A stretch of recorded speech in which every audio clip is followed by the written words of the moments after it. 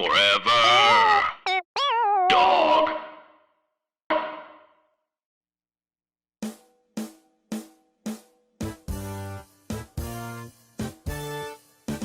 I thought this movie was about chess the whole time. What? The whole time I thought this was a little black kid learning chess. What do you mean the somewhere why else? Why are you saying the whole time? Because it very quickly should have been obvious that it wasn't about chess. The first half, the first like 15, I'm 20 upset minutes. with you. The first 15, 20 minutes, I'm like, all right, cool.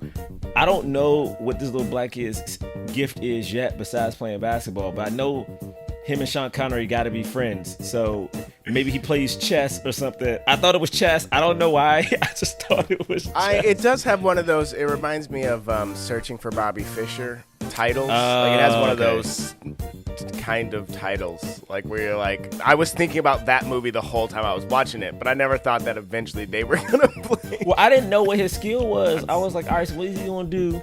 Oh, right, What's he's his gonna play skill? chess.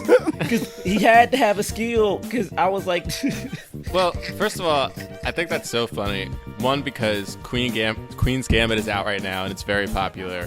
It's also very white, but I do like the show. And I've also been playing a lot of chess recently. Yeah. It's so. I feel like everyone's doing that. Like I used to play chess when I was a kid, and then I saw Queen's Gambit, and I think the character's fictional. And for some reason, I just low key get mad at stuff now. I'm not gonna lie. I was like, oh, this is great. I like this actress. I saw The Witch, and then once I found out it was fictional, I was like, that first episode, she got some black friend that just helped her, and we don't never see this girl for like, I don't know, man. I just got. I'm sorry, I don't know, man. Tessa was like, oh, she's gonna come back, and like every episode she didn't come back. Tessa was like, I don't understand why they did that. How could they not bring her back? But it was nice because she does, no spoiler alert, but she does come back. She does come back. I know, but my thing about it is, it takes so long. If she didn't, I would have lost my shit. Because at the beginning, she's just there to help her, like, do a thing. And I'm like, I hate when I just see a black person Specifically, get drugs too. That is. I what didn't she even. helps her That's to do. hilarious. That's her whole literally. goal. That I was is like- true. That is. Have you guys rewatched The Shining? This all plays into this movie, but like I promise. But like I rewatched The Shining. I read the book. There's a black guy, caretaker in the book who lives in the movie. Oh, that's right. This man drives he flies from Florida, drives through the snow, gets there, gets murked immediately, and then you realize he's only there to bring the vehicle so that the white woman and her son can escape. That's his only purpose is to get the vehicle there. Like, oh shit, the car. There's a car here. And so in this movie, we're watching. I was like, oh, okay. One or two things. I was like, he's gonna have to like either save this white dude's life and like, or like leave something behind. Where the white guy's like, oh man, he's good in chess. He has a bishop. Does he play chess? And I was like, that's how they're gonna figure out he's smart, because he like has things that like a normal black kid from the Bronx doesn't have. And in this movie, he leaves back a book bag that shows he's smart, because a black kid in the Bronx don't have it. So I was close. It just wasn't a. But he did That's also a break real- into. He that's broke a- into Come on, his man. house. Come on, That's man. a real stretch to say that he. I was close. That what showed it was smart was just that he had a book bag. No, John. Like there's No, John. No. Okay. My theory was he was gonna leave something like a bag, maybe like on the street. He was gonna have a knight or bishop in it, but in I this do time love he broke the into idea his house. that he drops just a single chess piece that he had like separate from everything else for some reason. And then that's the inciting incident for their whole relationship. That's what I thought, oh, man. Snap. It's A like, bishop. hey, do you play? And next thing you know, they friends. That's what I thought I did. what? Jerah. I'm sorry. I man. mean, I feel like you are searching real hard, but you are not finding Forrester.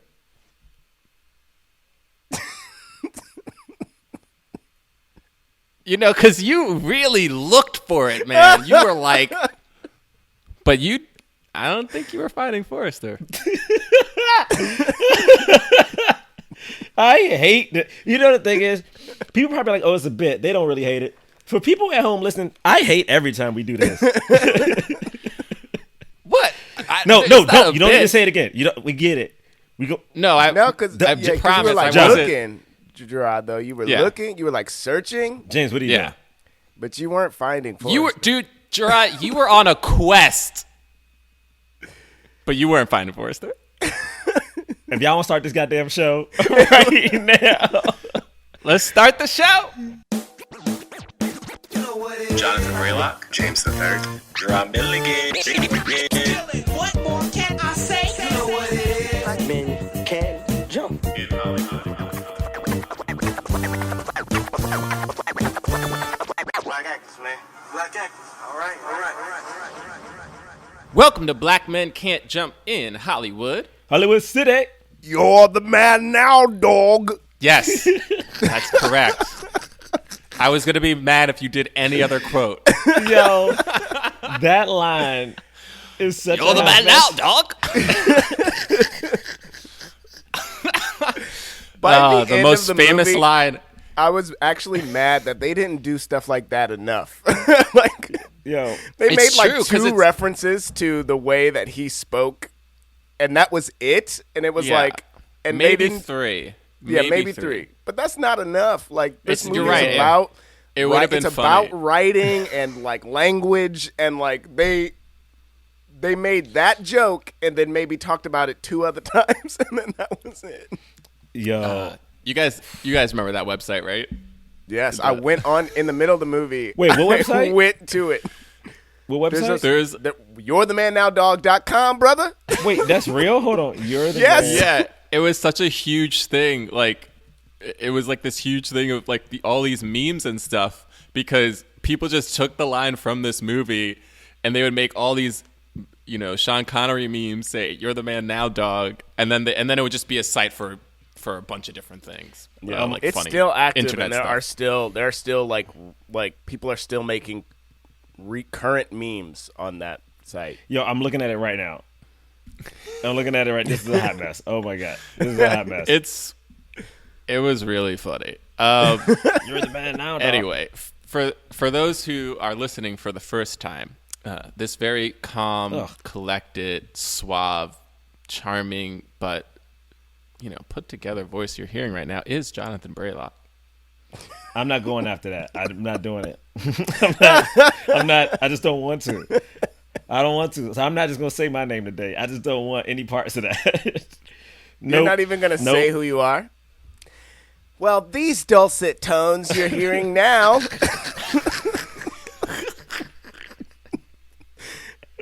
It's James the Third. What? Okay.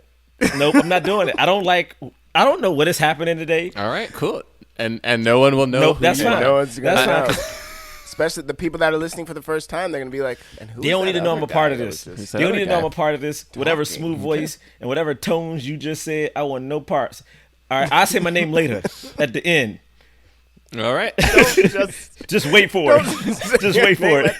I'm going to be right. so mad at the end of this episode. Just wait for it. All right. I'm waiting. I am gonna wait for it. This is a film review podcast. We review films of leading Yeah. black actors. We talk about them in the context said. of race and diversity And in New York, Hollywood. And okay, and and today we are reviewing the it's a 2000 film. It came out in the year 2000. Finding Forrester. 20 years ago. I'm old as hell, yo. God damn, yeah. I'm old, man. We all old as Good hell. God. It stars and introduces Rob Brown, Rob Brown. and Sean in peace. Connery, and who just recently passed away. Yes, Rest in peace, Rest in Bond. peace. James Bond. And this film was also directed by Gus Van Sant. This movie grossed $80 million What was the box worldwide. office? I mean, the budget. The budget couldn't have been that much. Wikipedia says the budget was $43 million. Where'd that I don't go? understand how. Did Yeah. that all go to Sean Maybe the Connery? locations that they shot like What? I don't know. Yeah, but I mean, I don't it's know, New dude. York. People shoot films in New York I all don't the know. time. That is a hot mess. That's wild. 43 million. Well, okay. It's still 80 million. That's kind of impressive for, I think, what this film is, which is definitely kind of, they don't make Oscar bait films like this anymore, I feel like. But they used to. They used to make like a drama with like a big name that like was not based on anything. It's just like a completely made up story, but has like some social, dynamics happening. Something that makes people feel educated and good about themselves. But I feel like this type of film is rarely ever made anymore, especially with the $43 million budget. You're never going to get a $43 million budget for this kind of film. The budget anymore. of this movie dwarfs the budget of Good Will Hunting, and I don't understand because Goodwill, where did the money go? No, that can't be right. This couldn't have been that much more than. I mean, maybe it went to Gus Van Sant because he had just did Good Will Hunting like the year before. Yeah. The year before, yeah. So, yeah, that's why Matt Damon is randomly in this movie. So when that happened, I truly was like, for how many years has Matt Damon just been popping up in movies, just like little cameos? I'm just like, why does the best Matt Damon cameo will always be Euro Trip when he pops up singing "Scotty Doesn't Know." It's so good. That is a good cameo. He's always popping up in movies. This movie is about a young prodigy writer finding a old recluse mentor, and it's a black writer, and it's not mentor. About chess. It's not about chess, everybody. And it is certainly not about chess. It is 100% I'm saying, about chess. chess. Thought it was about chess. You are wrong. This movie is about being a writer. This movie has a 74% on Rotten Tomatoes, 79% audience score. All right, I think that's all of it. Yeah. Wait, who is it written by? Mike Rich? Who's this guy? Yeah. He wrote Radio. I was just saying, he wrote Radio and The Rookie.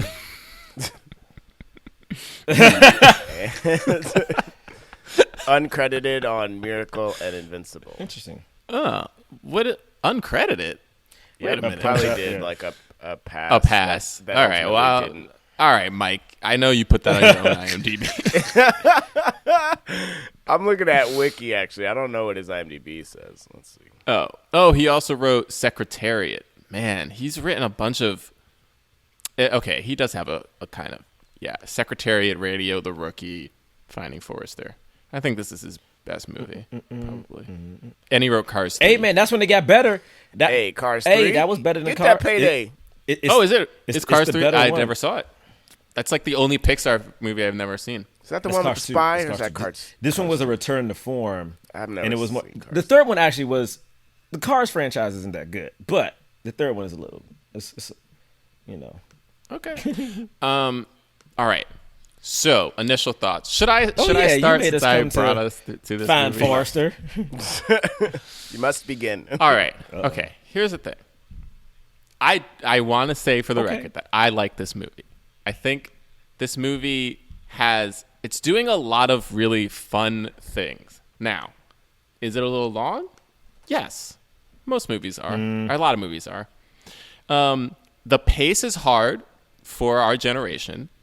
There is some stuff that happens that it's like we didn't need it. We didn't need this scene. We didn't need this at all. We didn't need this at all. I feel like John's trying to defend this movie already. I feel like... But he's already... I definitely am. No, I already know feel what you're going to say. Okay, fine. But here's why I like this movie. Because I don't think this movie... I don't feel like this movie is the typical... quote, white savior kind of movie. There are the movies like this, like Blind Side or The Help, But this movie starts with this guy. It starts with Jamal. He's already doing well. He gets into this private school because of what he did, which is doing great on his test scores. He's the one who gets Sean Connery to mentor him. Sean Connery just kind of did it as like whatever. But he's the one who gets him to mentor him. He's the one who ultimately helps, Sean Connery in a way. And yes, Sean Connery helps him out. And there's like that mutual kind of benefit. But like it's everything that he does, he just, like every human being needs somebody to go to recognize them. And it's something that I feel like it's what we want in general, which is for Black people to be recognized for the work that they are doing. And so many times, and we see with the professor character, the professor is doing everything in their power to take away the credit of this kid because he's racist. I mean, that's just flat out. He's just flat out racist. And it,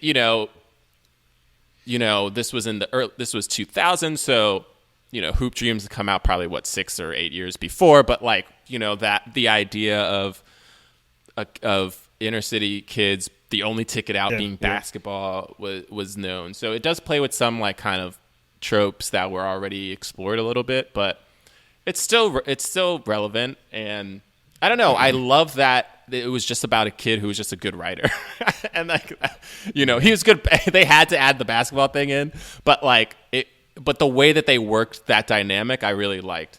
I think this guy is amazing. This actor. I feel like he has a bunch of stuff on his IMDb. He's in movies that I know, and I don't know who he is in those movies. So I feel like this was his peak, which is so frustrating, and that happens a lot. So I'm frustrated by that. But I don't know. I liked how I liked it. There's a lot of parts of this movie I like. So I like this movie too. Echo what Bray just said. I feel like the story isn't like the typical like white savior, or even the typical like he was black and from the streets, and because of that he made the white man comfortable or whatever. What like it doesn't even have that sort of feel to it. It's just sort of like they sort of create a nice set of circumstances for these two to become friends.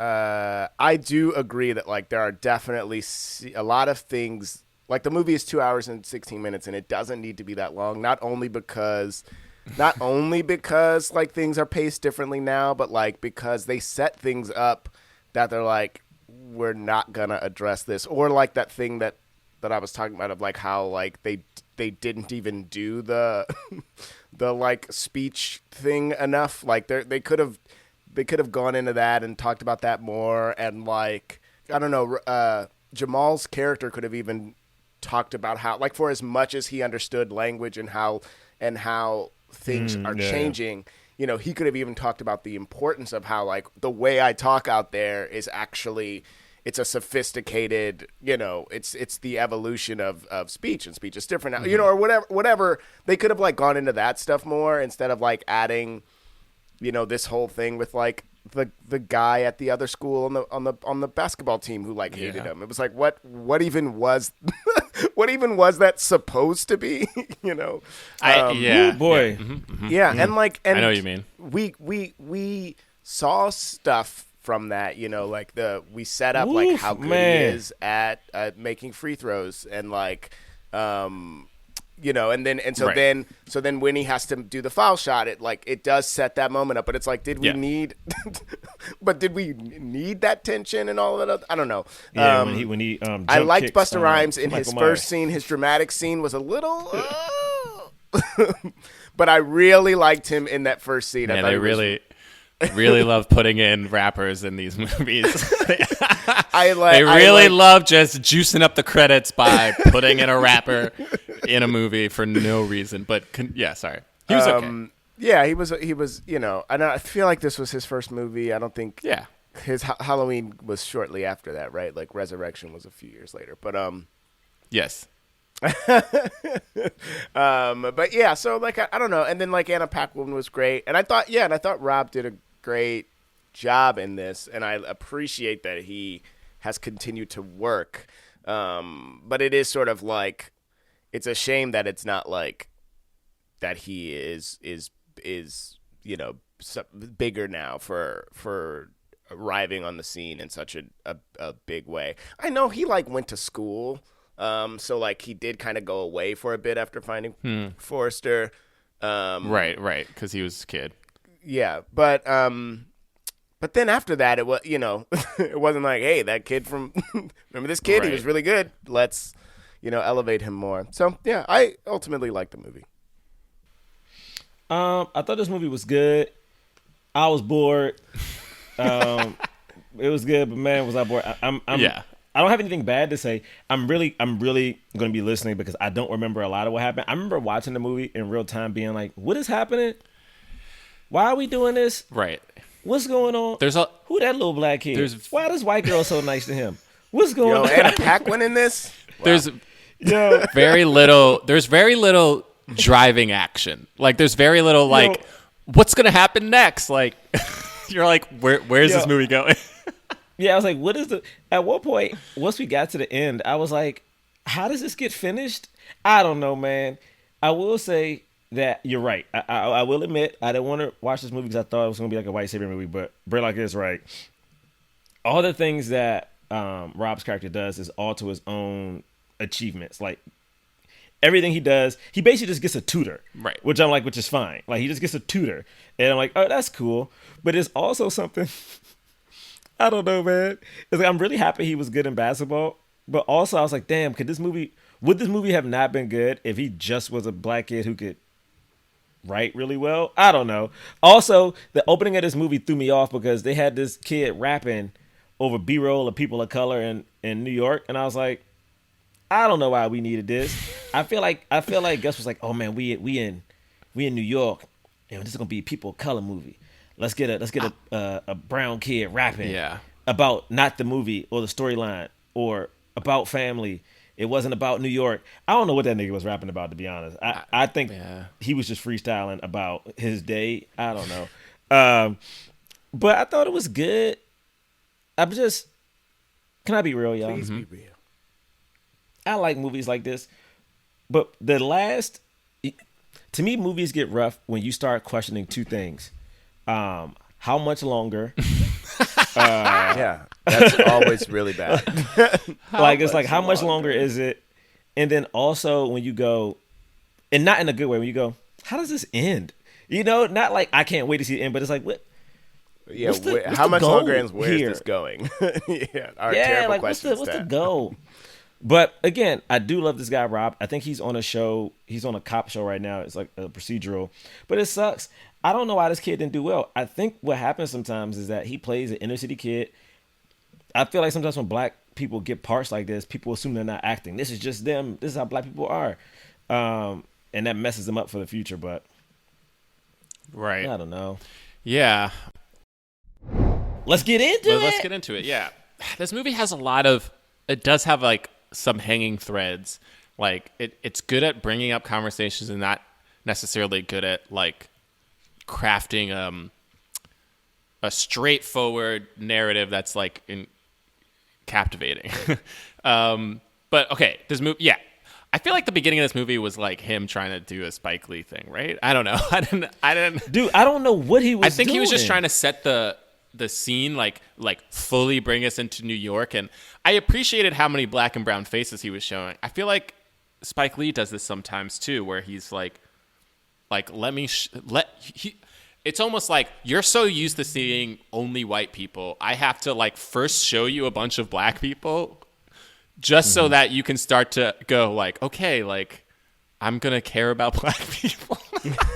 Yeah, no, I think you're right. I really do. Right. I think he was like, I think you're right. He's like, these are people. His last movie was like, hey, I took y'all to Boston and showed y'all Matt Damon and Ben Affleck doing white people stuff. This movie was going to be about some Negroes.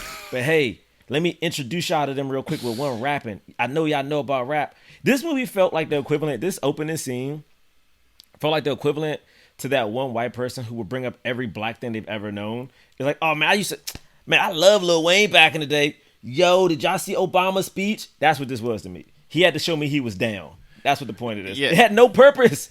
It served no. It really was. Yeah, because didn't we see a barber? Kept seeing. Bro, we saw everything. Yeah. We saw all of blackness. Yeah. We saw someone getting their hair New cut, York, someone getting their hair braided. Right. Black people smiling on the street. Yeah. This little boy rapping about what? The angle. The boy standing on something, a building in the background, and there's a low angle. I'm like, man, you might as well just did this in a fisheye lens if you wanted to be a rapper or something. I would have appreciated if it. First of all, no offense to that kid, whoever he is, he's an adult now. I don't think he was that good. He was rhyming well, but there's some, like there is something about there are certain freestyles that you're like this is like you get the form, but it's I don't know. There's something beyond that I didn't feel like he had. Anyway, but I did appreciate him just kind of going to this world and I appreciated seeing a bunch of black and brown faces first. This got to be what happened. They try had to Busta normalize Rhymes. They were like, Busta, you gonna rap in the beginning of this? And he was like, y'all gonna pay me more? And they were like, nah. all right, let's And they just found a kid. yeah. Busta was like, no, I'm acting now. I'm an actor now. I'm not doing that rapping this video. But then, and then do we see? Is it Then the we got basketball? Rob, right? And it's just Yeah, them it's playing basketball. Also, where's his friend? I feel like his friend with the braids. Swoop. Yeah, he was like. I thought the actor was pretty good, and I'm like, where is he? Good. Every time, yo, That was we that do this hanging every thread. time. Yeah. Every time we watch one of these movies and it's like young black performers, I feel like we always go, how come they didn't get this? Yeah, I that's will true. always bring up Timothy Chalamet and that white boy from The Room, okay? If you a white kid, and even Anna Paquin, if you a white kid in a movie and the movie's decent, your career is set. Yeah. Dakota Fanning, like Fly you're good. is still acting, and Fly is also his actual name. They probably liked his name so much they were like, we're just gonna call you Fly in this. That's Probably, for sure. yeah, but he's not like in everything. You know, like he did a Law and Order after this.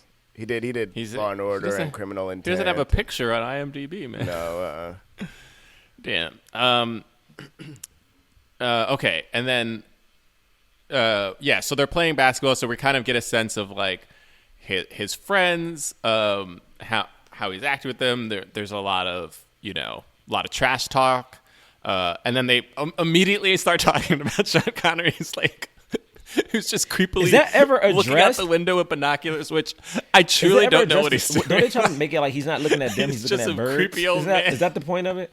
Well, he is looking at them, and he is also looking at birds. He's doing both. So he's looking at birds and looking at them sometimes. Yeah, like when they're playing, he's like, I'm watching the game. Yeah. He's just watching the game. I mean, it's like it's Like odd he because actually- they're binoculars. Like that feels odd.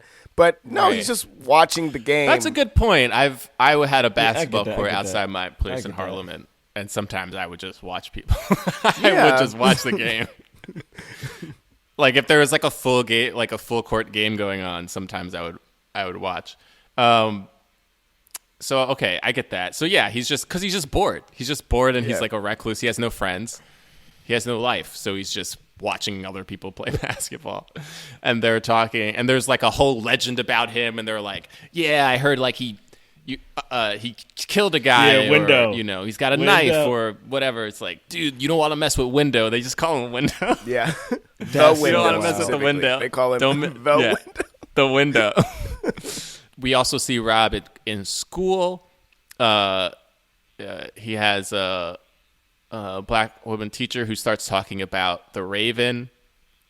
And did you notice this? Because they had the scene where she was talking about the Raven, and she was asking if anybody had read it, and clearly Jamal had read it, but he said that he's like, oh no, I don't know about that, because he's like trying to hide how smart he is, which I feel that's like such a sad thing. It's very real.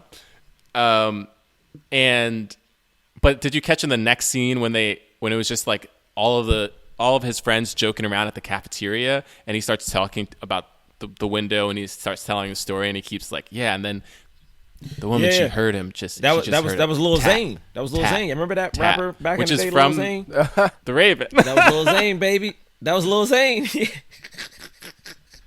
Yeah, man. That was Lil Zane, man. Come on down. What? That was the rapper. Come on. What are you talking about? Yeah, man. He looked just like straight out of a music video. Oh my God, I didn't realize. We had to read The Raven when I was in school. And it's something interesting about being black and living in a certain area, and if you're smart, sometimes it will put you at a disadvantage with your peers. Like, I don't know about y'all, but like I feel like sometimes people can make fun of you for anything. It's like, man, look at this nigga over here reading the book. Over here just reading books and shit. It's like you can get dogged for whatever you're doing. Man, you got hey yo, James over here with this A. Think he all smart. Like you would just get dogged for no reason. And I don't know why that is. I don't know. But then also I think even when that happens, I do think the collective community will always try to protect that kid as well. It's like, oh shit, we got one who can make it out of here. Even though like you'll make fun of this kid and joke, but it's also like, oh, we'll make sure this kid doesn't get in trouble. Like I remember like I was growing up and there was a bubble. If stuff went down, I was the kid who was like shielded. I was told to leave. They would get you out of danger. You know what I mean? And I think they did that for Jamal a couple of times too. Not like danger, but I remember when I guess we get to it, when he was about to go break into the Windows house, which y'all guys got to tell me why he was doing that again, because I don't remember. He said in this scene, he was like, I'm not afraid of the window. And they were like, so you would go into the Windows house? You would go to the Windows house? And then I don't remember him actually saying, yes, I would go into it in that scene, but it was set up in that lunchroom scene. Oh, because I was like, yeah, because even once they got to the ladder or whatever, everyone else kind of backed out, and I was like, oh, they're trying to get him to back out, but he too ballsy. Also, did he climb up that whole thing? Like that's a long scaffold. Like my man is on the top floor. That's terrifying, yo. Anyway, so then yeah, they dare him to go into the Windows place and take something, and so he's like, yeah, I'll do it. Climbs up a scaffold, gets inside, and my man was in there for so long. I was like, yo, grab something. Why are you taking your time? He took his time. Make no sense. He's looking at books. Because he suddenly noticed all the books and he got all excited. He did. He really did. He got excited. This old, just huge New York apartment with all these books in it. And I got scared. Sean Connery scared me, man. That was a nice jump. Yeah, man. I was like, whoa. And his voice is so distinct. It's like, yo, you ain't messing with Sean Connery, yo. I'm still just mad because I was looking at Lil Zane like, why do I recognize this dude? I'm just so mad that it was him. See? But so upset. But as I was saying, when he leaves his rook. But the rook is the backpack. He leaves behind a little rook, Mm-hmm. Right. It's a black rook too. All right. He didn't leave a white rook behind. He left a black rook behind, All right. He leaves a book bag. I was laughing because I was like, why does nigga take off his book bag? I was like, why you take off your book bag? Cause like the one thing in high school you don't do is ever take your bag off. I knew dudes who would be sitting at their desk, backpack still on, because it was a fashion thing at that point. Well, he took it off to put the knife in. Oh, gotcha. But then he got distracted, I guess, and he walked away from it. By the books. See, this little black boy reads. This nigga over here reading. And the movie wanted you to know that he reads. He does read. Excited by reading. Wait, I love that we find out that not only does he read, but he has like a photographic memory and he remembers everything that he's read. Yo, insanity. Like, I was like, whoa.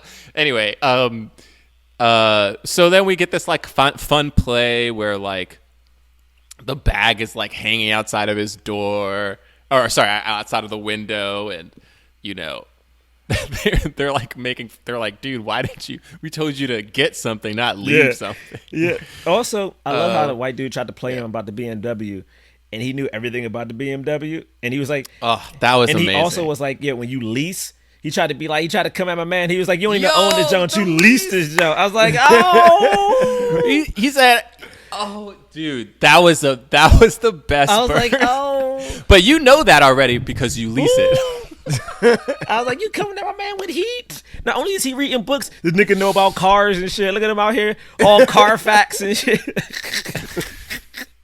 Also, I thought he was going to go upstairs with that dude. Be like, hey, I need to come up with you to come get my book bag or something. So he just dogged this dude and just went back to the court. Also, Sean Connery threw this boy's bag out of a window. Out the window. Yo. Just chucked it out the window. Yes. Yeah. He broke into his That's house. true, but that dude's on the top floor. I'm throwing your bag out the window. Like, dog, you're not getting.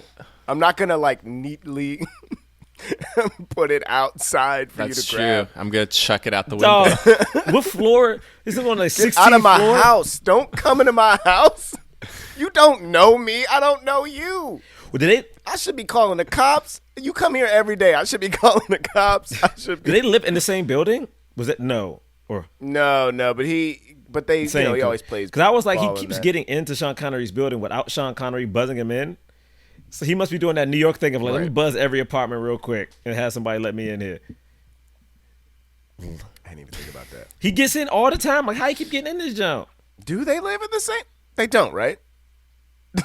I don't know. Now I don't know.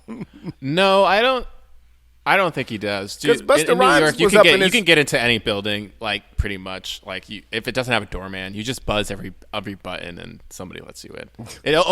I remember for the longest time, they did a new intercom system where it was connected to your phone, which was awesome because then all that had like, even if I wasn't at my place, I could let somebody in. But then what started happening was, I think one person just buzzed me once and I just let them in, and they must have told everybody because I would get phone calls all the time. And I would just always let, oh no. I didn't know who it was. I mean, I just keep letting it no. And then I was like, I should probably stop doing this.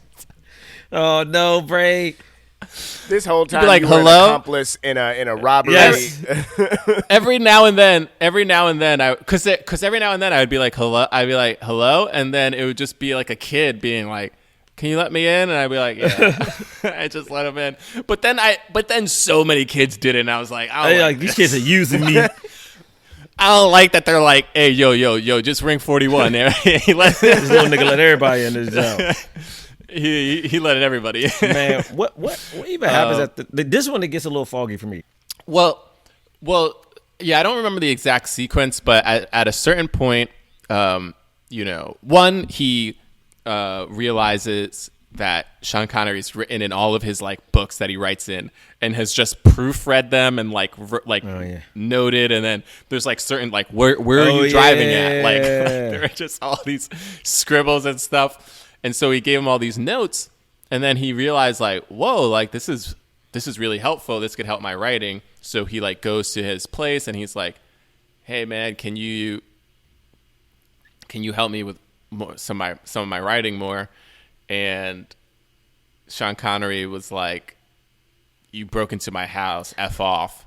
Like write me a 5,000 word essay on how to F off. And he did it. And so he just, and then he writes he a did it. I was 5,000. like, good for you, black man. I was like, dude, that was so cool. There's something about that was like, I wrote that thing you asked for. And he's like, what are you talking about? I mean, it was really cool to see dichotomy of like him being really good at basketball, but also being really good at writing.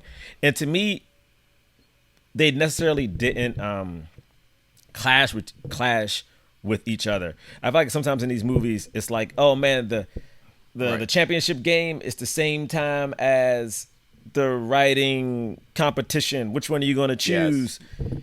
That was what was so interesting about this to me, was because like he actually could balance both things.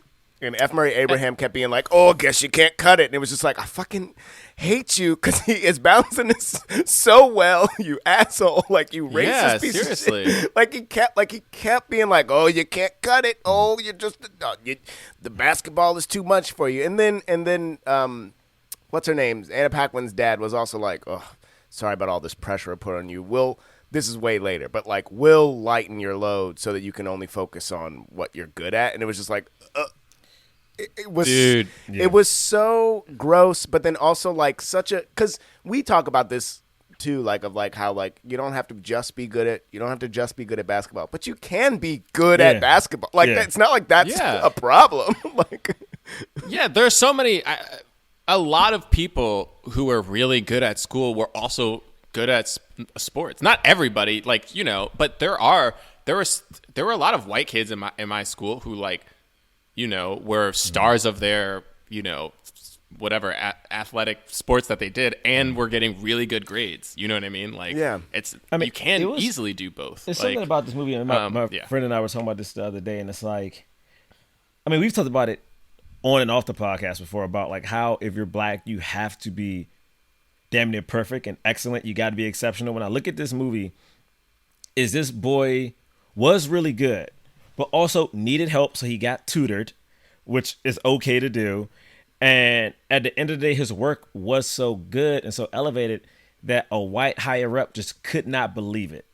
Just could not. Nothing in him could fathom it. And I just think about all these times where, like, it feels like black people, we aren't allowed to just be average or normal. We have to be really good. We have to excel. And then once we excel, we have to prove that it was us that did the thing. It has to be some type of concrete proof that, like, hey, little black kid, you solved this math problem? Sit next to me and solve this math problem. You know what I'm saying? Oh, you wrote this? Sit in the room with me and write. It's so crazy because it always feels like, I just wonder sometimes, what would happen if you treated young white men the exact same way? Where, like, they could not be mediocre. They had to be really, really good to get this job. Would the field of what we're looking at be different? Would the field of, like, famous chess players? Would the field of famous, like, literary artists? Would the field of, like, you know, directors and entertainers be different if everyone was held at the same plateau you hold black people? You know? And I think we would have a lot of people falling off, baby. It'd be like, you know, a lot of these studio execs wouldn't look the same. Shoot, mom and dad can't get you this job. But I don't know, because it hurt me every time he had to, like, prove it. I think that was the thing that bothered me. Every time he had to prove something, it's like, yeah, man. Which is basically what this movie is about. It's about an extremely gifted and talented teenager, an extremely gifted and talented teenager who is not given the proper, like, people are not respecting him. And even when people do respect him, they think they're doing him a favor, which is not how they look at white kids. And that's the thing. It's showing you how much black people have to overcome in this country to get to the places that they're at. You know, it's like there's not a lot of support. And so I know people will go, well, what do you mean? Like, there was this whole program that there's this whole private school that they look at really great scores and they let in one or two black kids, you know, like, and that's right. Like, they're like, hey, like, there's a program, and they do it to, I actually had a producer tell me this, and he was like joking, he was like saying it as like, it's not a good thing, but like, this is how it is, which is like with white people, especially older white people, we are okay with doing the good thing if we get credit for doing it. It's like, we're okay with doing it, but you have to pat us on the back and tell us we're special. If we feel like we just have to do it, then we don't want to do it. If we feel like we're supposed to, like, and we don't get credit for it because it's just something you're supposed to do, then we don't want to do it.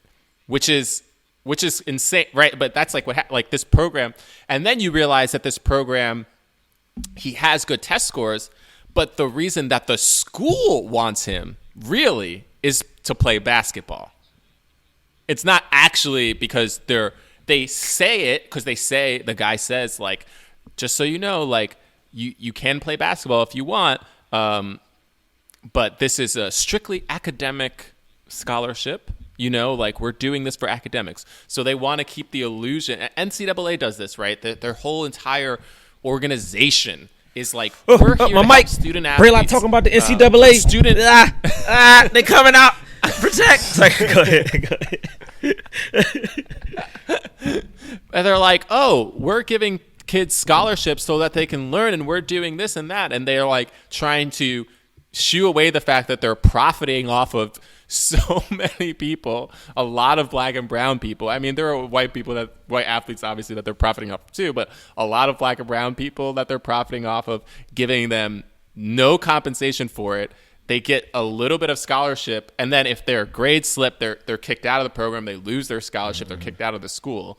You know, but they don't care about their grades that much, because you hear so many stories of like teachers being pressured to give passing grades to athletic students or this and that. And most of those, you know, student athletes aren't going to make it pro, you know? So I don't know. It's like, it's this whole kind of dynamic that they're playing with. I feel like this movie brings up a lot of great topics. It just doesn't because there's not one drive-through kind of narrative story. You do sometimes get like, all right, well, what's next? You know, because where is it going? To that same end, I loved the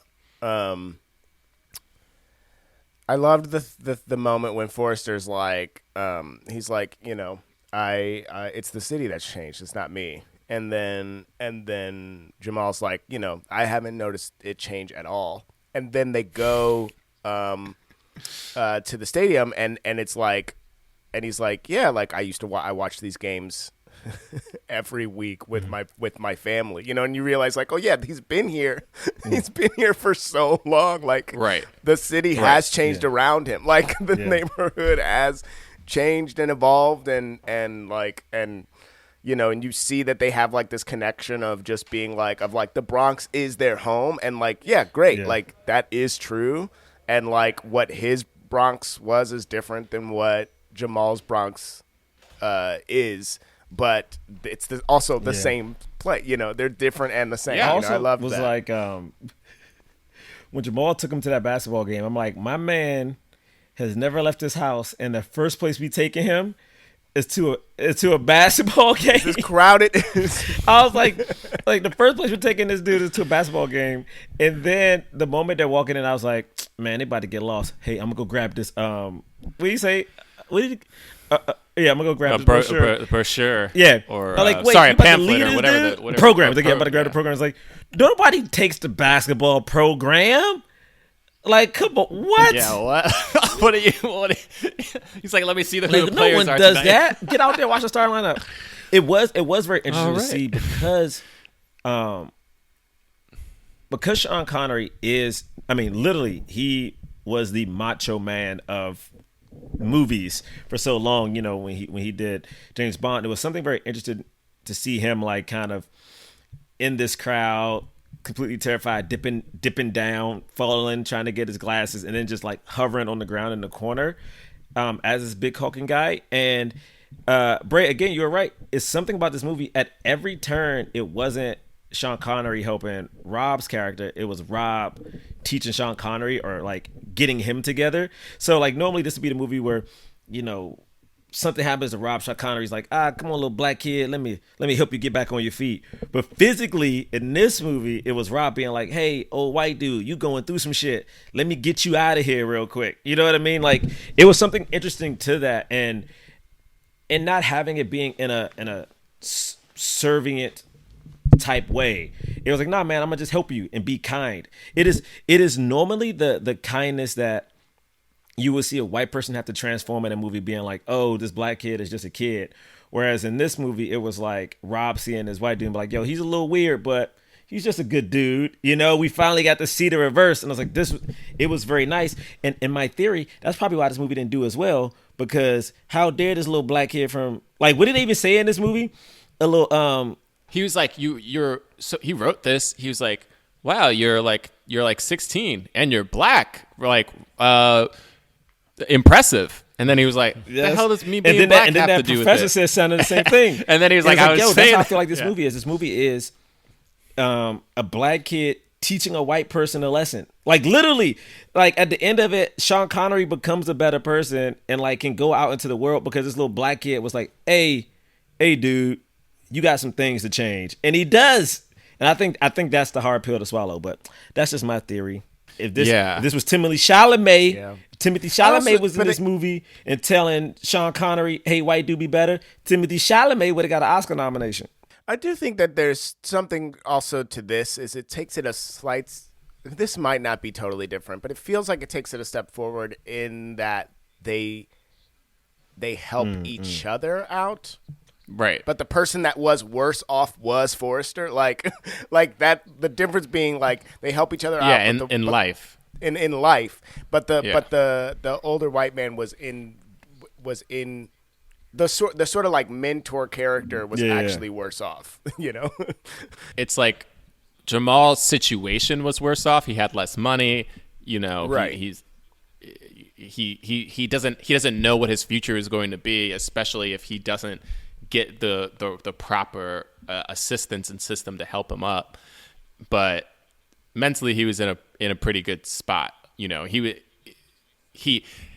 was able to excel though, which was cool. Like, so we see him go to this school, and so the kind of side storylines that are happening are, one, you have this light-skinned kid who's on the basketball team, and then immediately mad at Jamal, and Jamal's like, "Oh, am I taking your spot?" It's like that's why you're mad at me. Like, and I think the purpose of this kid and the rivalry between them, like, because James was like, what exactly was the point? I feel like it was to show, like, he was Jamal before Jamal came in, and so he's feeling like there can only be one, you know, that kind of like the like, oh, well, if I'm going to lose, like, what makes me special, which is, like, I'm the black kid here at this school who's good at basketball. And if you're good at basketball, then, you know, what am I? What's my purpose? And that kind of thing.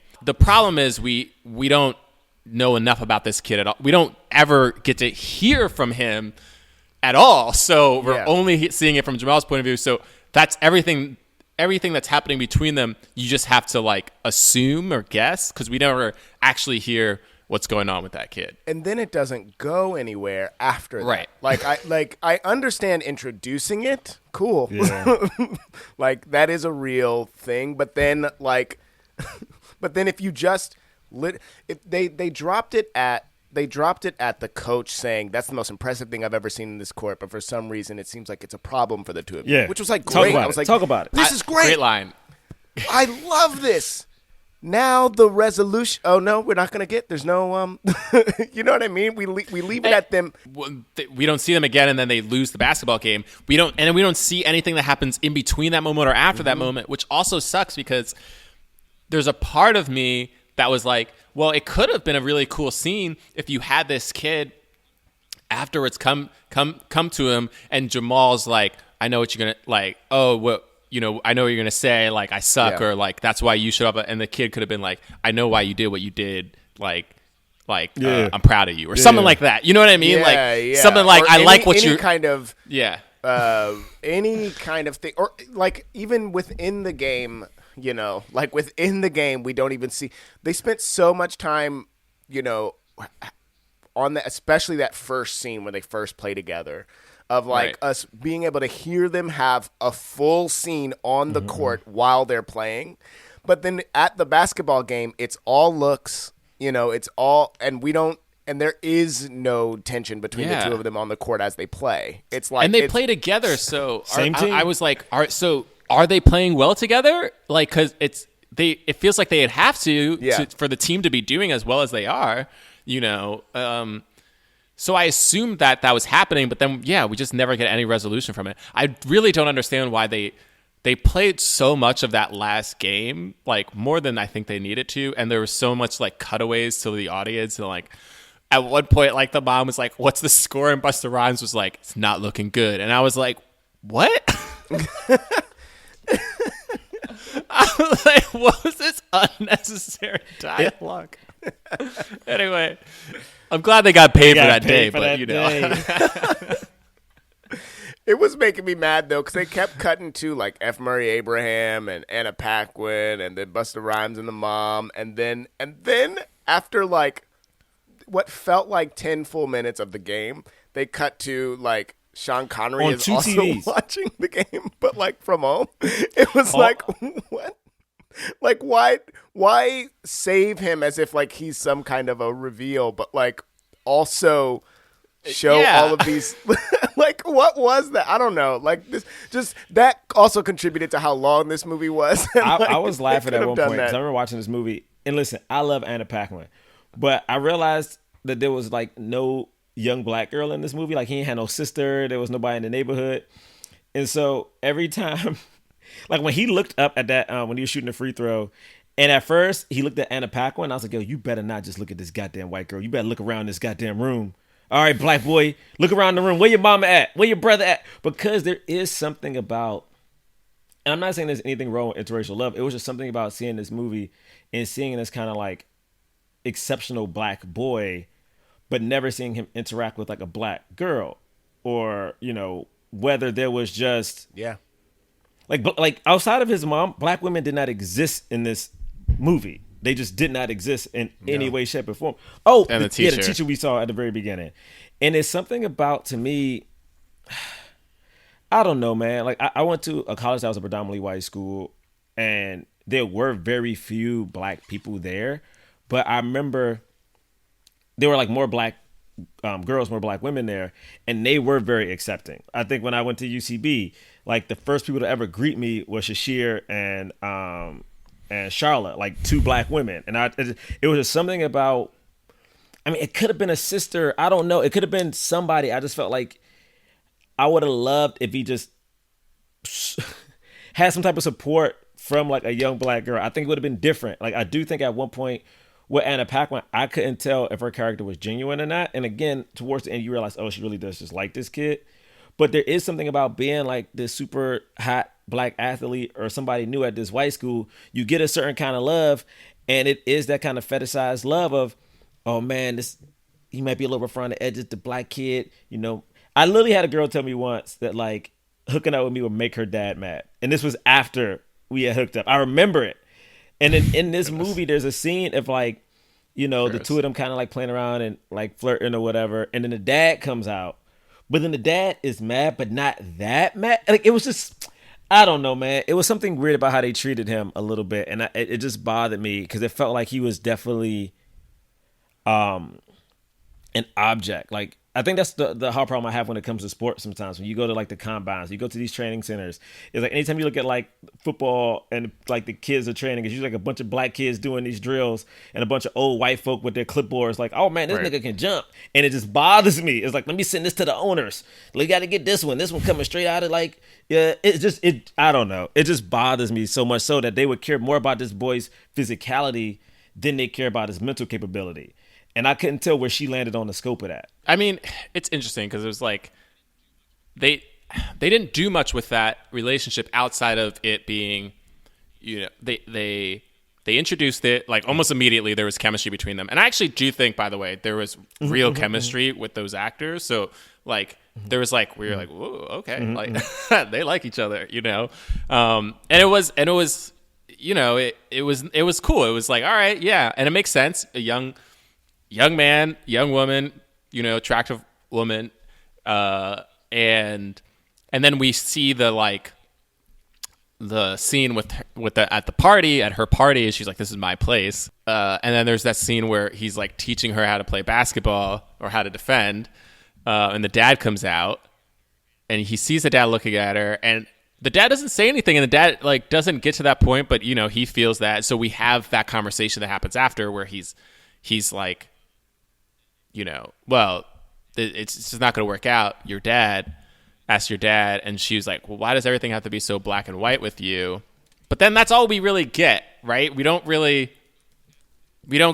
go past that. So they bring it up, and you're like, it's rich, but it's not, but because there wasn't time to like end that story. It doesn't go anywhere. And that's why I say this movie has a lot of hanging threads. So that's one of them. You also have this random white kid who like who's the one who tells him like, hey man, you know, it was good what you did, like not saying anything. And he's like, what? He was like, yeah, man, like when people talk back to that teacher, it's not good for those students, you know, and it kind of just setting that up. But then we see that kid in the basketball game. Like he comes back at a later point, and I was like, what exactly is the dynamic that they're setting up between him and this kid? Like outside of just like, why do they need him to tell Jamal this information and not Anna Paquin? Because Anna Paquin also told him some of this information too. So I didn't fully understand that. And they never develop a real relationship. And then you have the hanging thread of his other friends, like you were saying. Was that Fly then? Is that the character's Fly, name with the braids? Fly is it was the kid with the dread. So then, like, braids. You know, it's at a certain point we hear them being like, oh, look, Fly goes to the first basketball game and he sees him with Anna Paquin. He, like, you know, makes a little joke about that. And then we see him at the end. I think at a certain point we see the friends say something like, you know, oh, like Jamal, like fancy, whatever joke that they made, the fact that he's going to private school, like we never see you around anymore, that kind of thing. And then we see him at the end when Sean Connery passes away, and he kind of like picks him up, and then they start playing basketball again. So they're still friends, but there's no.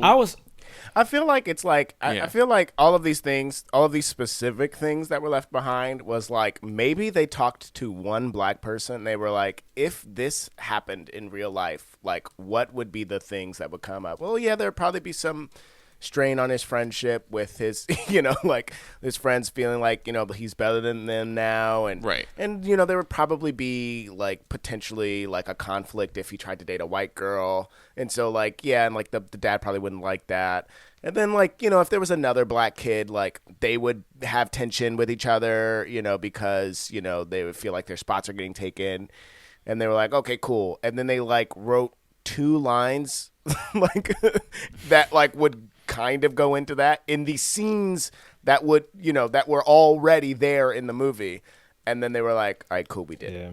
You know, like they just like by kind of hinting at these things, they were like, yeah, the movie has addressed these things. I mean, I did like that his homeboy Fly didn't like hate on him because he went to like this white school now. You know, I like that he still showed up at the game, because normally like in those movies it's like, that was you cool. Sold out, but it's like, no, you get it. He had to leave. So I really like that. I would have loved to see his boy Fly try to become integrated into the other school too, just like showing up at games, trying to hang out with the friends. But I guess we didn't see that much about Rob. His school life really only revolved around sports in that one class, because it'd have been interesting to see like how the kids treated him a little bit more. But I guess right, it wasn't as interested in that. It was more about the teachers, which I did like. So because I just a random joke that he said, or like slang that he used. He called the I like that 2 commas. 2 comma kids. He's like 2 commas. And he's like, what do you mean 2 commas? He's like, $1 million, 1 comma, 2 comma. I love that. Like, I'm taking that. Like, that's amazing. I want to use that. I love it. But he also said like 1 comma, 2 comma. Didn't he say like, come on, man? Come on, man. Like he said, like, shouldn't he's you like, say come that? on, like keep up. So much of this movie, it felt so real. Like the only other actor I've ever heard say "man" that much is Terrence Howard. Terrence Howard, what was it? Jamie Foxx has a bit. We talked about how often Terrence Howard just says "man" in every movie. It's like, come on, Iron Man, come on. Right, me.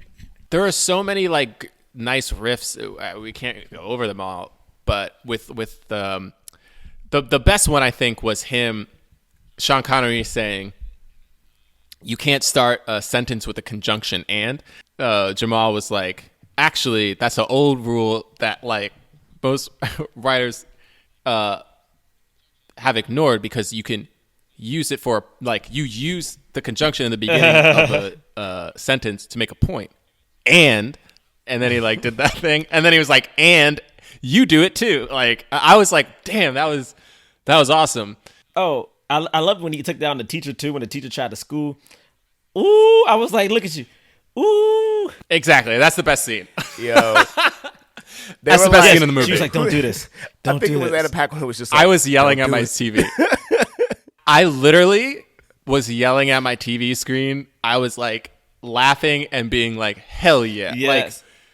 Like, he was like, it's actually I could go farther. Farther What? is the description You said, of distance. You know, maybe I was that's like, ooh. And then I the could thing- go farther. There is one. I think this kid's most realistic. I always feel like there's always a scene where you could tell something is almost too real. Anna Paquin, when she goes, "Don't do this," my man gives her like one look, like, and it goes right back into it. That's that black man thing. It was like, "Don't you fuck, not right now. I got it." Like it was so quick. He didn't say shit to her. It was a look, and it went right back at this white dude. And then he was like, "Oh, you want to do this?" And then he goes on a tirade. He's quoting all these things. He's naming every single quote. He knew finishing every his quote. sentences, saying it before him, and then the teacher just goes, "Get out of my classroom." And I was like, "That's right, get out of his classroom." Yes, right. That's right. He gonna get out. Yeah, I this is the only time I would just wish like Rob's character, like, because he got out and he was all mad. I just wish he would have smirked a little bit, like, "Gotcha, bitch." Like, you know what I'm saying? It's like I just wish he got a little, because again, you. Anna Paquin also got up and just left with him. Like, well, her father's like the dean or whatever. So Yeah, she can do whatever she wants. She can do whatever literally do whatever she wants. They established it in the movie that she could do whatever she wants. He has to sit there and take it from this arrogant teacher. And I love this because I've definitely did this as a kid where I corrected my like white teacher and they got mad at me for like, who is this little black kid trying to correct me, telling me what's right? I'm the teacher. Get out of my classroom. This kid's talking back to me. It's like, no, you're just wrong. But I do think it's a prideful thing. I think, I really do think it's a thing about, and maybe it is subconscious sometimes when it comes to white men in particular. But there is this like class system of like, how dare you question me? How dare you speak to me in a certain kind of way? Even though I can be wrong and not perfect in this, how dare you, somebody who's supposed to be lower than me, not only know that I'm wrong, but know more than me. Right. I say that as I type up my HR response right now to a white man who tried to, get me to stop talking because I told him that he was inefficient at his job. One day I would tell everybody who this person is, but I just want to point out that it goes from school. No, I'm saying I just want to point like for it goes from schooling of like trying to be like, you can't be as educated as I am, to as an adult, how dare you talk to me a certain kind of way because you're not at a level that I am. And that's something that I think black people, especially black men in particular, will always have to go through because you are expected to be less and just thankful for what you're given. It's almost like you didn't work for it. Like this teacher literally says to him at some point, "I don't believe you did this. Come sit next to me while you write it." And then when he's sitting next to him, it's a little different when you don't have all your resources with you. It's like there is always this thing of people antagonizing you. This teacher was so infuriating and so real. It's the best part of the movie. It's the best like dynamic of the movie. The reason that, but this movie isn't just about them. There's so much else going on, which is cool. It makes it rich, but like this was so real, and it's why I love this movie because that teacher, instead of looking at this kid coming in and being like, "Holy crap, you were in a education system that doesn't have enough resources, where the teachers are stretched too thin, the classrooms are too big, where you're surrounded by you're probably there's probably no like placement in classes, so you're put in classrooms with people who aren't at the same level as you, and you're everything about your kind of intellectual progress is being stunted. And then you came in here and you're excelling. Like, that's amazing. You're incredible. How can I help you get further? This guy was like, "Oh, he must be cheating." Immediately. "Oh, he's doing this because he's cheating. He's only good at basketball. He's clearly cheating. Even though I have no proof that he's cheating, I'm going to assume he is." Force him to write his homework assignment in my classroom. Literally punish him for being smart. He was getting punished because the teacher thought he couldn't possibly be smart enough to do it, and therefore he had to do it in front of him. And it's like, of course it's a lot. It's how it's harder for anybody to sit inside of a stuffy room with somebody looking over you who thinks you're stupid and be like, all right, let's see you write something good now. Dude, that teacher sucked, man. But he's so real. I mean, and again, it's so real real because that doesn't change. Like, it really doesn't. There's always this like proof of concept. It's like, how did you do it? Again, I think one of the biggest things I've ever taken away as an adult is that as a black person, always have to prove that I can do it. Whereas no one, like, I feel like a lot of our white counterparts is like, oh, people will give them the benefit of the doubt. Like, this person can rise to the occasion to do this thing. Like, whether it's like, oh, this person can direct this movie. You know what? This person, they've written a couple things. They deserve this writing job. Whereas if you're a black person, it's like, show me everything you've ever done. Like, right. You have to prove to me that you are going to be worthy of this chance, because it is a chance. It's a gamble that I'm giving you this opportunity, and it doesn't change. And even watching this movie, this kid was already good, but then still went to seek out a tutor. Like, for real, he still had to seek out somebody to make his writing even better when his writing was already at a level that was seen as great. You know what I mean? And it's like, all you can do is just keep trying to level up. He had to be good in sports. He had to be good, like, as a writer. He still had to be a kind black dude. This movie is so interesting because this movie, luckily, this kid was not involved in like criminal activity. You know what I mean? Right. This kid didn't do those things. And I think the reason for that is because it had to show a quote unquote good black kid and the difficulties of even what that good black kid has to do when he comes from this certain situation, from these certain areas. Because, you know, if they would have made this kid, I don't know, he didn't even have to sell drugs. If Buster Rhymes was a drug dealer, you know what I mean? And it's like, oh man, look at this kid. He's got to deal with drugs at home, blah, blah, blah, blah. How could he possibly do this? There's no way in hell this kid can write this with the stress he lives. Or you know what? Write about what you deal with. Write about the violence you experience. My man wrote about family. An unexpected family. Right. That's what his big his big thing was on. Unexpected family. And I was like, that is a beautiful thing, man. And it's, I don't know, every time I see movies like this and I think about real life, it just brings me to a point, and I think we talked about this in our last movie. It's like, why are we here? I feel like in America, black people stay trying to prove our worth, where it's like, yo, y'all clearly don't like us. Like, there's so many times I look at it like, you clearly don't like me. You won't like my kids. You don't like my friends. It's just so disheartening sometimes, man. I just tossed my pillow across the room in case anyone. That's the frustration. I just threw my favorite pillow across the room. Just. Oh man. But yeah, so this movie ends with this whole, basically the guy finds that, oh wait, this thing that you handed into this writing contest, it has the same title or like the same subtitle as, you know, William Forrester's thing, and so he's like, you plagiarize, we're going to kick you out. What you have to do is apologize and write a letter to the class. They just want submission, right? And that's the thing. It's just like, that's the thing with cops you feel all the time too, right? Like, there's this thing of like, I just want you to submit to me. Like, I want to take away your pride and make you feel like you have no power. And then, and he tries to get Forrester to help him, and he's like, no, you messed up. You took my thing, you know, I told you not to take anything out of this room. But then, of course, after the basketball game, when he blows the game on purpose, I guess that was what he realized, like, wow, this kid's going to sacrifice everything because he kept his word to me. And then so he comes and he defends him in the classroom, embarrasses the teacher. I love how the teacher was like, when everyone was clapping, and he was like, quiet, be quiet. And then the other guy was like, dude, sit down, stop. You lost. Sit down. And it's so frustrating because when they tell him, they were like, hey, you got this from the place. Like, do you know him? You got to just cite your work. Do you want to cite your work? And it's interesting because Forrester could have handled that before the basketball game. You know what I mean?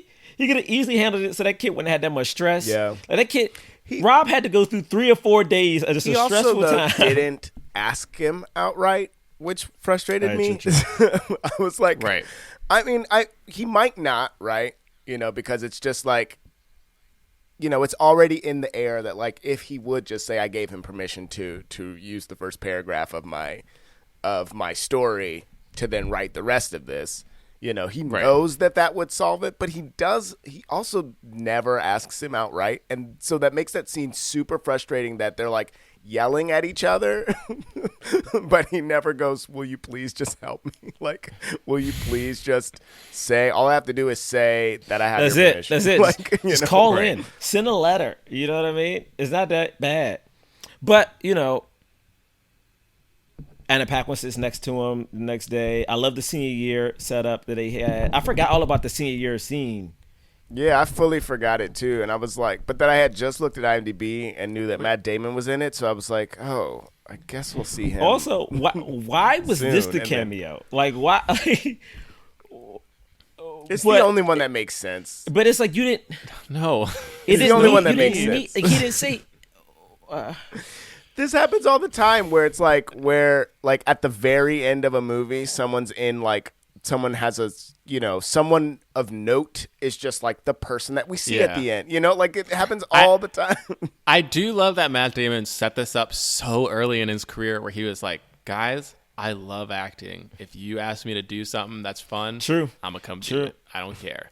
I'm not, you know, he's not one of these movie stars like, no, I got to be this big. I got to be the big bad or blah, blah, blah, blah. He's just like, whatever. Just give me a little part. I'll come in and do it. Like, he's nothing. And like, he just is a lawyer to tell him that Sean Connery passed away, left him his house, which is incredible, and that he had cancer the whole time. He knew he had cancer. And so this kid came into his life and like literally made the end of his life feel meaningful and like gave him joy again because his brother was killed in a car accident, you know. So that part of it was really nice. And then it felt like an artistic kind of thing, but there was something nice about it just ending on them playing basketball, like him just playing. I don't know. There was something that was kind of sweet about that. Like he was just like, "Hey, he's still a kid out here playing basketball." I liked that, but something in me was like, I kind of want, because we see the forward that he wrote. I kind of wanted to see him replace. Oh, that's right. Sean Connery. Almost wanted to see him writing in the apartment, or what? Yeah. Mm-hmm. But don't you feel like we get both, right? Like, because we get that, like, because this forward is gonna introduce him to the world. Like the world is going to be like, well, who was this guy who wrote the forward to his only second book, you know, that was released posthumously, you know, and he's also still playing basketball. Like we do get both in that last, you know, from the window of his place, we see him playing basketball. Like, I'm gonna tell you, this has nothing to do with anything. But hearing you say from the window, is it bad that my mind completes this? My mind just instantly says to the wall. I'm sorry. Yes, I'm sorry. Yes. I'm sorry. It is bad. I couldn't help it. Oh, I will say this though. I do love Hollywood did this movie because this. I want to say Hollywood is. I think this is the kind of thing, and I will give Jonathan Braylock credit. This is the kind of movie I want. I want a movie where you can have a black and white because he kept saying that he kept. I deserve it because I should have did this. I should have did this. I'm saying because he was like, right. It's like there is no white savior in this movie, which is why I didn't want to watch it. I thought it was going to be one, and to me, it's something about you can have a black and white co-lead and not take away from the black character. Like at the end of the day, it's like this. Sean Connery really didn't need to teach him too much. He was just helping guide him. Like when I think about one of the worst movies ever made, Green Book, right? There is no way in the world that this white dude who is racist is going to teach a black man about Sam Cooke, who was the voice of the movement, and about fried chicken.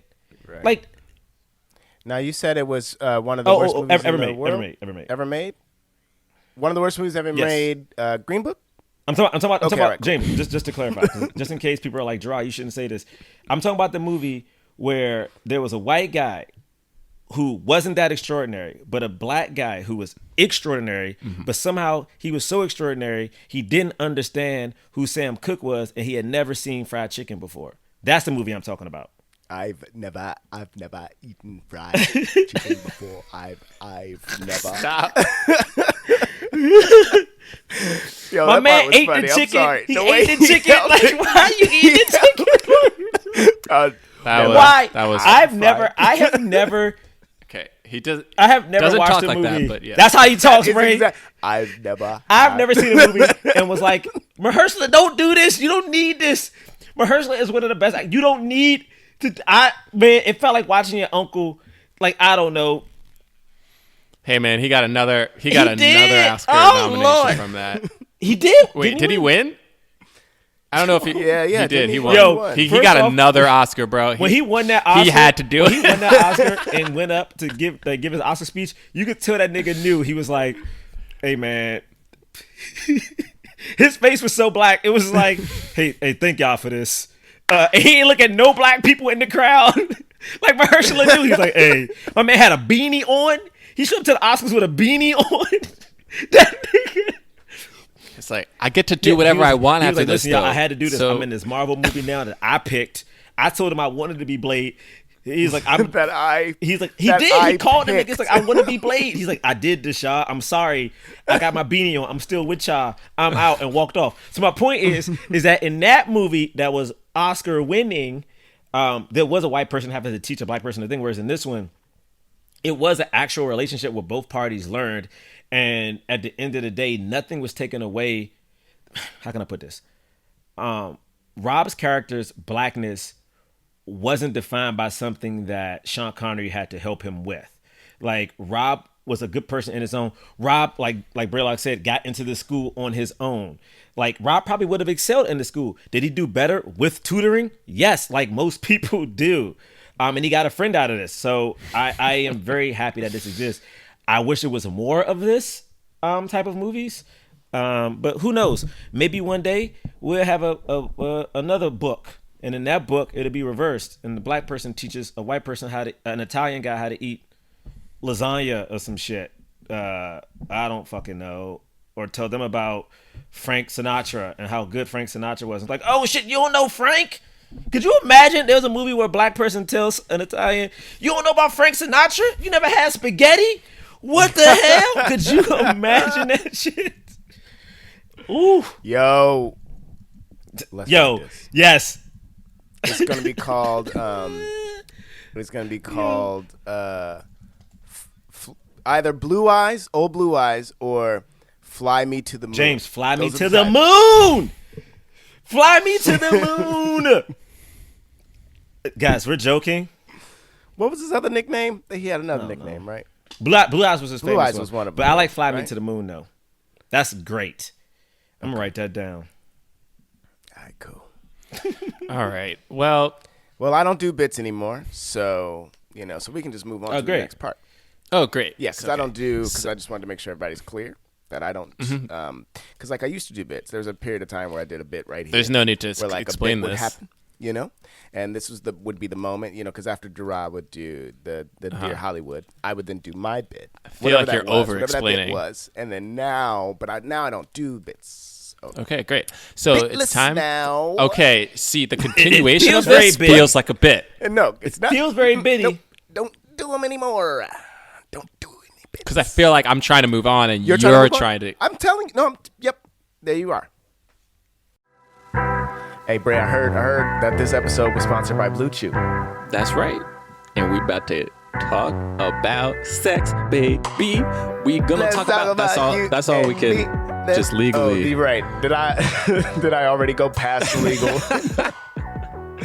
Okay, wait. So Blue Chew is about increasing your performance to get extra confidence in bed. Okay, it's BlueChew.com. That's blue like the color blue. Look, Okay. if you don't know about Blue Chew brings you the first chewable with the same FDA-approved active ingredients as Viagra and Cialis. Yes, you can take it anytime, day or night, even on a full stomach. And since they're chewable, they work up twice as fast as a pill. so you can be ready whenever an opportunity arises. You know what I'm talking about? I see what you're doing, and I don't like it. Blue Chew is made in the USA. It's prescribed online by licensed physicians, so you don't have to go to the doctor or wait in line. It's even cheaper than a pharmacy, and they prepare and ship it right to you in a discreet package. No awkwardness, and you don't need to leave the house, which you shouldn't be doing anyway because it's a pandemic. Not right now. Not right now. So, but check it out. We got a special deal for our listeners. You go to bluechew.com and get your first shipment free when you use the promo code, which is Hollywood. Okay? So, and all you have to do is pay $5 shipping. Again, that's BLUE chew.com, promo code Hollywood. You get to try it for free. It is the better, cheaper, faster choice. We thank them for sponsoring the podcast. Remember, when you support our sponsors, you help make this podcast possible. So please be sure to use our promo code Hollywood at bluechew.com.